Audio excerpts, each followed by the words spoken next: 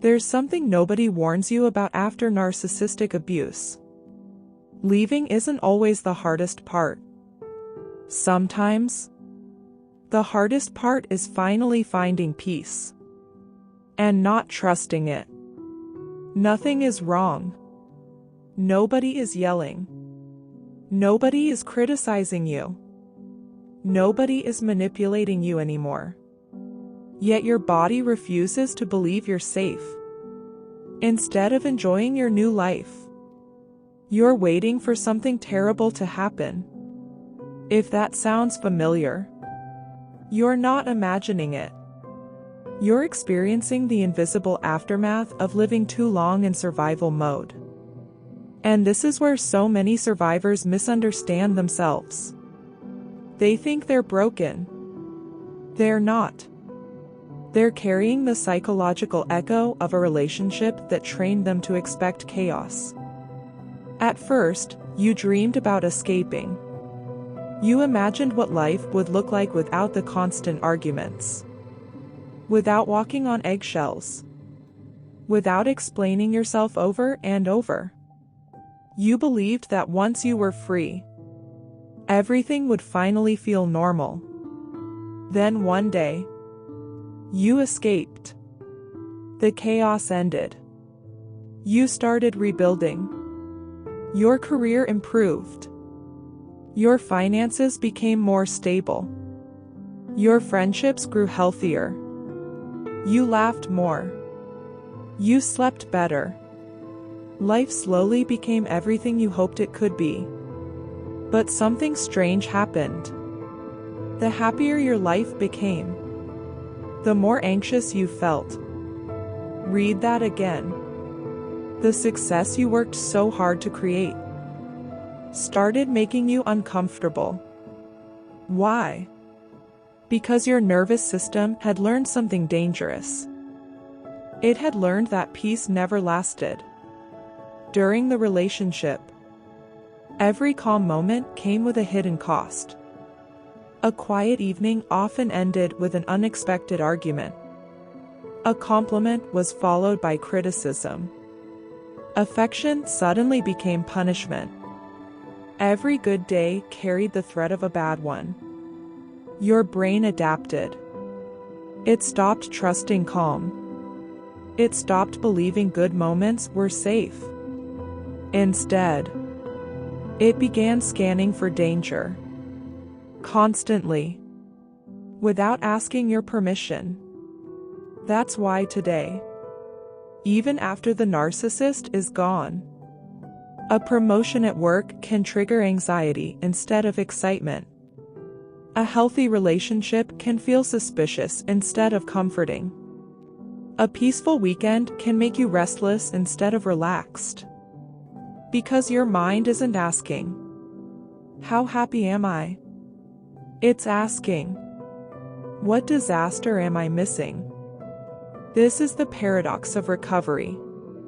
The very peace you fought so hard to find can become something you secretly fear. Not because peace is dangerous, but because chaos became familiar. And the human brain often mistakes familiarity for safety.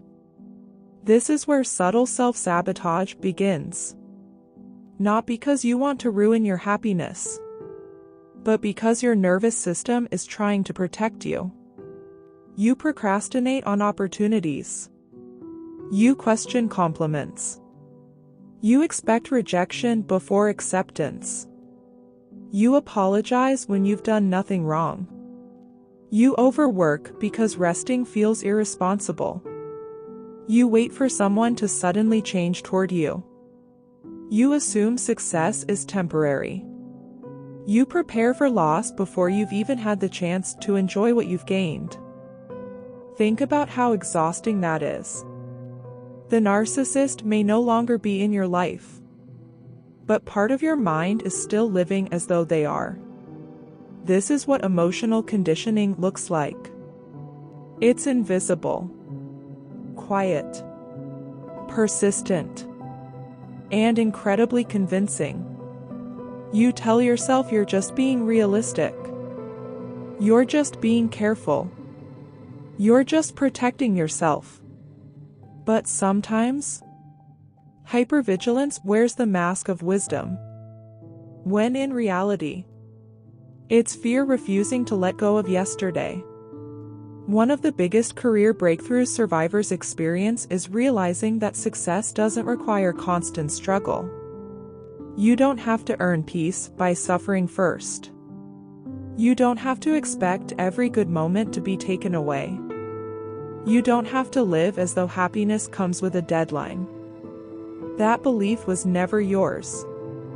It was planted inside an environment where stability didn't exist. Healthy people don't make you afraid of your own joy. Healthy environments don't punish you for succeeding. Healthy love doesn't make calm feel suspicious. The narcissist trained your nervous system to associate peace with danger. Healing teaches it something entirely different. That peace isn't the silence before another storm. Sometimes, peace is simply peace. And that realization changes everything. Not overnight, but one quiet morning at a time. One healthy relationship at a time. One promotion you finally allow yourself to celebrate. One deep breath where your body slowly begins to believe, I really am safe now. The goal of healing isn't forgetting what happened. It's no longer allowing what happened to decide how you experience today. Because you weren't meant to spend your life waiting for the floor to collapse. You were meant to stand on solid ground without apologizing for it.